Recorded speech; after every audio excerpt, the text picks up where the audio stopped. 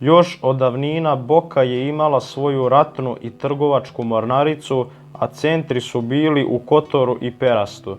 Iz mnogih krajeva svijeta dolazili su ljudi kod Bokelja da se uče vještini brodograditeljskoj i pomorskoj, ali je najznačajnije i pomena najvrednije što je ruski car Petar Veliki uputio grupu mlađih ljudi da se uče nautici kod znamenitog junaka Marka Martinovića. Martinovići iz Perasta su jedna od najstarijih i najpoznatijih porodica iz tih krajeva.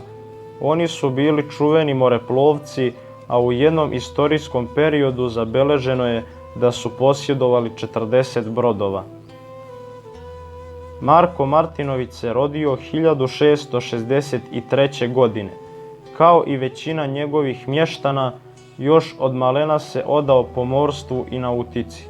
Brzo i lako je napredovao u sticanju novih znanja iz tih oblasti, tako da je još kao mlad bio istaknut među svojim vršnjacima. Trgovao je po Sredozemlju i komandovao mletačkim ratnim brodom koji se zvao Sveti Antonije.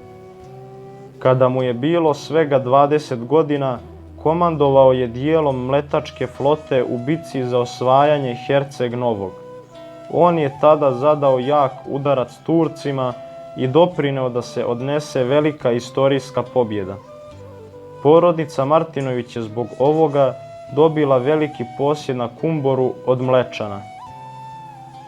Veliki reformator i car Petar Veliki je poslao na školovanje u Boku 50 boljara. Petar je uvidio da je razvijanje ruske mornarice itekako neophodno, pa je odlučio da svoje ljude pošalje na školovanje nigde drugo nego kod Mlečana. Marku je zapao zadatak da obučava Ruse pomorskoj vještini. Mlečani su izdvojili 18 najistaknutijih boljara i njih poverili Martiniću. Uz ovakvog profesora nije bilo teško Rusima da napreduju. Brzo su sticali znanja, a Marko ih je često vodio na putovanja do Italije i Rima. Ubrzo je i sam ruski car doznao za Marka i kako su njegovi poslanici zadovoljni sa obukom. Kasnije on se isticao i u borbi sa ozloglašenim ulcinskim gusarima i drugim bitkama koje su Mlečani vodili. Pored junaštva istakao se i kao pjesnik.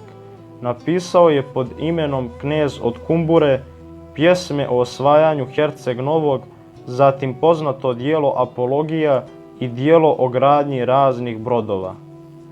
Marko Martinović će ostati upamćen kako kao pjesnik, tako i kao junak u narodu.